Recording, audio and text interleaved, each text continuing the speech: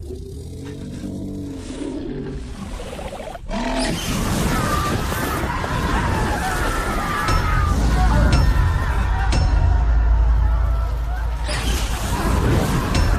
Grace, we lost the way.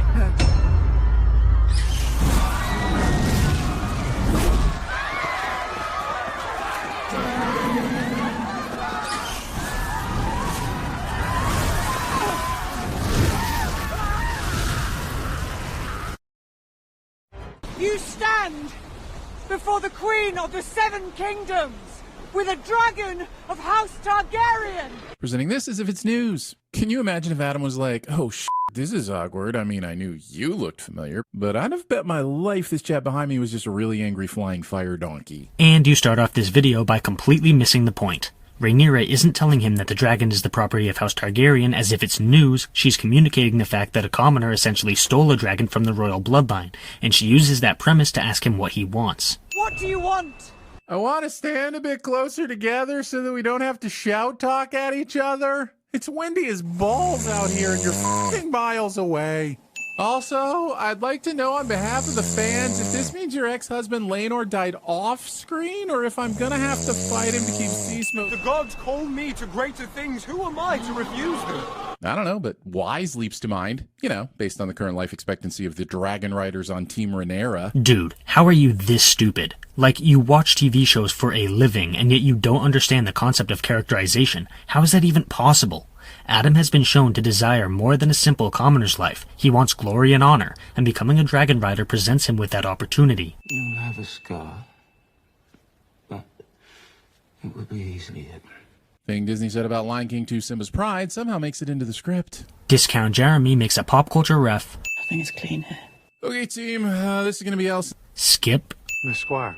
He heard it from a stable hand, who heard it from his father, a fisherman, whose shipmate claims he saw it. Show reminds me that it has also fallen victim to a game of telephone. Seems like the message started as a crystal clear Game of Thrones, but with more dragons, and has somehow become Daemon Moans, and who really wanted more dragons anyway? What the hell is this sin? He starts out by complaining about the telephone game without providing any reason for why it's a bad thing, then he rants about how the show used to be Game of Thrones with more dragons, which isn't true, and he ended by complaining about the show not having dragons anymore, which also isn't true. This entire sin is bullshit. Is either very confident that he's standing in Aemon's blind spot, or he's fundamentally lost the will to live. Dude, at least pretend to bow or something when mad-eyed Broody is looking your way. The fact that Larys doesn't get punished for this indicates that he didn't need to bow, and all of that indicates that this sin was bullshit. Also, Discount Jeremy makes a pop culture. She wishes him to be instructed in the art of dragon riding, and that I should teach him some High Valyrian. She didn't specify what High Valyrian. Skip. So he serves you, and not himself. But it's lucky. Lucky? Or somehow ordained? Believing those two things are functionally different in any way that matters. Believing that a character needs to be flawless. Let us raise an army of bastards. Hoping to inspire some of that Game of Thrones Battle of the Bastards goodwill via plotmosis. Except the Battle of the Bastards sucked. Sure, it looked cool, but the story and characters around it made no sense and were all brain dead. House of the Dragon isn't trying to take anything from post-season 4 Game of Thrones, trust me. Be welcome, my lords, and you have my thanks for answering my summons. Thanking people for something they had no choice in. Pointing things out on the screen. Why should we now follow a boy younger than my own sons? Because that's how f***ing oaths work, you oaf. Things like age bother you, then you should consider ditching the monarchy and arrange for some free and fair elections. Those always go perfectly. While I appreciate your sarcastic jab at modern politics, you're also suggesting that people who live under a feudal monarchy should never take issue with lines of succession. And do I even need to explain why that's dumb? Discount Jeremy doesn't know shit about history. I may have been a touch enthusiastic in pursuing my aims. Well, at least one of us is enthusiastic about your arc this season. Discount Jeremy shares his personal opinion despite having the intellect of a brick ex machina. Also, describing baby killing as enthusiastic in front of the people whose babies you enthusiastically secondhand killed. Pointing things out on the screen in front of your sycophantic audience whose intelligence you murdered. Denounce your crimes and dispense justice. Oh dear. Never change, Sir Simon. Never is a character spontaneously represented by inner monologue more. You'd get your own sin removal if I didn't suspect you of being the cursed manifestation of that meme of the man who's constantly dying inside. That fake-ass laugh. Also, Discount Jeremy sins something he likes cliche. I never wanted it. Neither did we, and yet the hallucinations continue. Discount Jeremy shares his personal opinion despite having the intellect of a brick ex machina. The fact I couldn't tell if these were moans of pain or if Aegon and the Grand Maester were exploring a new relationship says more about the show than me. Sinning the show for a random assumption that you made for no good reason. Also, I'm amazed that Rhaena appears to be the only person hunting down these wild dragons during a dragon civil war. I hear you. These dragons are all built different. I hear one's a rampant sheep eater, but honestly, aren't they all? And fine, the other's a bit bitey when it comes to other dragons, but isn't that exactly what Aemon wants? So you think that the people who are currently in a war should be sacrificing their men in a hunt for a dragon who's just going to kill them as soon as they get close? At the rate the current administration is going, I wouldn't be surprised if Trump installs Discount Jeremy as a military general, and then we'll all be Hey team, we're up. It's time for another Alicent scene. This time the brief is finding purity contrast against the blood on her hands. And no, I don't want a white horse, and I don't want to see someone with literal blood on their hands. You've already filmed it, haven't you? Damn it. And you failed to provide any reason for why this scene is bad. All you've done is explain the metaphor in the scene and then said, "That's bad because I said so."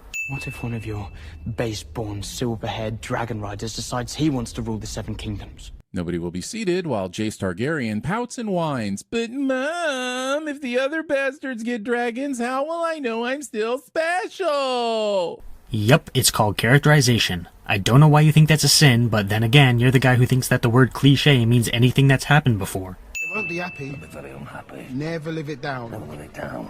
Allowing yourself to be peer and beer pressured into facing a dragon on the off chance it's less deadly than facing the disgruntled regulars of this pub. Allowing yourself to point things out on the screen on the off chance that one of your brainless sycophants finds it entertaining. I don't want you to go. I have to, Kat. We'll go to my brother in Tumbleton. Listen, if you're trying to convince me to forego the chance of claiming a dragon, your alternative had better sound more epic than a retirement village for Teletubbies. That fake-ass laugh. Also, Discount Jeremy makes a pop.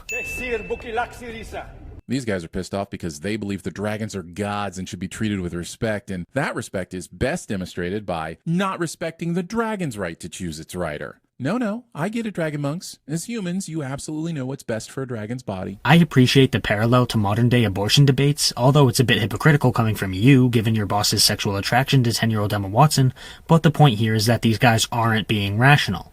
The fact that they believe the dragons are gods should have tipped you off to this. The episode isn't suggesting that they're right to be saying this, only that they are saying this. I used to think I knew what it was to claim a dragon. But I understand now that what I thought I knew is ash in the wind. Also, at least you can claim to have once known Queenie. We didn't even have a clue to start with, and it appears to be getting more confusing by the episode. Nope, that's just you because you're an idiot. The show has made it clear that only people with the blood of old Valyria can claim a dragon, and dragons choose their riders. How difficult is that for you to understand? With these two dragons added to our number, the enemy will have no choice but to give way. Okay, on parchment that seems logical, but no choice is assuming a lot. Mainly it assumes that Aemon's dragon-slaying fueled arrogance won't lead him to believe that he'll win despite being outnumbered. Also, it assumes that Daemon isn't arrogant enough to go to war even after the Green surrender because, well, Daemon be murdery. While this is all true, it's also completely irrelevant. The episode isn't suggesting that Rhaenyra is correct. She's saying this to get these commoners hyped up for the cause. I mean, think about it. Claiming a dragon is scary as so she kinda needs to plant the idea in their heads that by following through with this plan, they're directly helping the war effort. Good thing these dragons always hang out in hearing range from whomever summons them. We'll find out later that these caves actually stretch out quite a bit. Imagine how awkward it'd be if Rhaenyra called the dragon and Vermithor just didn't hear her because he was on the other side of the island nomming on a goat. Why are you bringing up something that doesn't happen? If it doesn't happen, then it's not relevant to the episode.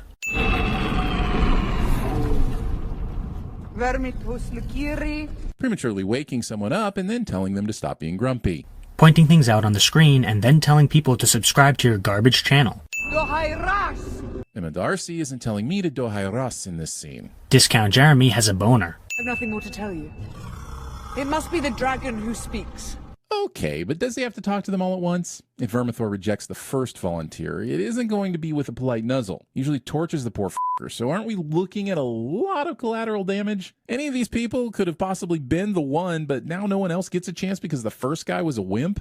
Also, why were the guards told to keep everyone in here? What good's that going to do? If they're running for their lives, I doubt Vermithor's going to respect them, so let them run. At the very least, it might give one of them the chance to try again. Oh boy. These two sins perfectly encapsulate the dishonesty of TVSins. First, he says that the first guy's death will kill all the others, but it doesn't, which means he's lying to his audience. And second, what's the difference between these people running out of the cave and running inside the cave? Seriously, they're going to be running for their lives either way. Your strategy is brain dead. Also, I know I've been craving some dragon action, but a giant bully of a dragon munching on some lowborn was not exactly what I had in mind. Sure, call me picky, but I just don't get all that much enjoyment out of nameless innocents being flame-grilled and devoured. Discount Jeremy shares his personal opinion despite having the intellect of a brick ex machina. Who lit this torch? Did the members of the Dragon Pit crew draw straws to see who has to go into the Dragon Cave to light the small side torches? This is actually a good sin. It sucks that it took over 9 minutes to get one good sin, but that's the incompetence of TVSins for you. Sure, a dozen civilians had to die, but they had sucky lives anyway, and we're running low on sheep. Worth it. Well, at least we're seeing Rhaenyra be morally questionable up front instead of saving it for the last episode of Season 8. Rhaenyra can't do bad thing. Rhaenyra good guy, not bad guy. Nuance not allowed. I'm not going to sit here and pretend to understand how the dragons pick their person, but I will say that the triumph of seeing Hugh stare down a dragon with confidence juxtaposed with Ulf falling down crying a bit and still getting picked sure is a choice. It might be completely in keeping with how dragons work in this universe, and I kind of hate it. Discount Jeremy shares his personal opinion despite having the intellect of a brick ex machina. Choosing rodeo style for your first dragon ride and surviving. Pointing things out on the screen and still having subscribers. So hell yeah, what a solid way to end the season. Great setup for Season 3. Hang on, there's still an episode left. Oh, this is gonna be so cool. We might even see Rhaenyra on the throne. Let's go! Wait, why isn't this a sin removal? Pointless throwaway sin is pointless and thrown away like American freedom onto the Musk oligarchy.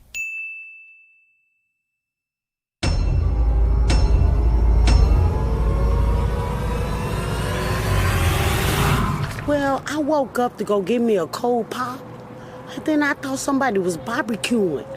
I said, oh, Lord Jesus, it's a fire. Then I ran out. I didn't grab no shoes or nothing, Jesus. I ran for my life. And then the smoke got me. I got bronchitis. Ain't nobody got time for that.